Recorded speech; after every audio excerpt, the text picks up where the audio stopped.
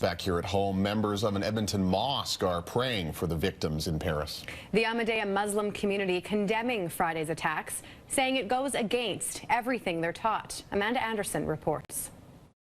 A message members of the Ahmadiyya Muslim community in Edmonton say they live by, and why they too are grieving for the lives lost in Paris.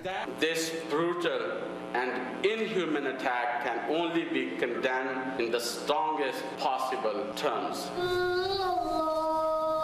A special prayer service was held at the Hadi Mosque to remember the victims and show their solidarity with France. So we are showing our sympathy actually for those families who are suffering. This also a chance to remind people that terrorist attacks go against their Islamic teachings. We believe that this message is getting loud and clear that what the Islamic State is doing is nothing to do with the Islam at all. The majority of the Muslims in Edmonton, in Canada, in the world are peaceful people. The use of gun and violence for the purpose of faith, that is completely abandoned. And he taught us, convey your message with love and affection and with discussion, dialogue. Don't use this kind of ways and means for your faith purpose. This was the scene at a mosque in Ontario Saturday. A fire officials say was deliberately set.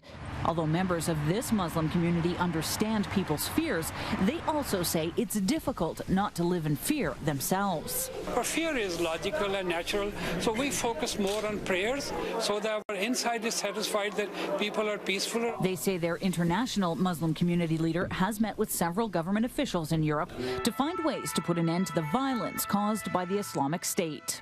Where does their funding come from?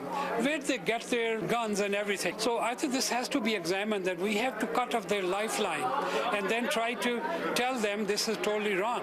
So we are doing our best effort in that context as a community. Amanda Anderson, CTV News, Edmonton.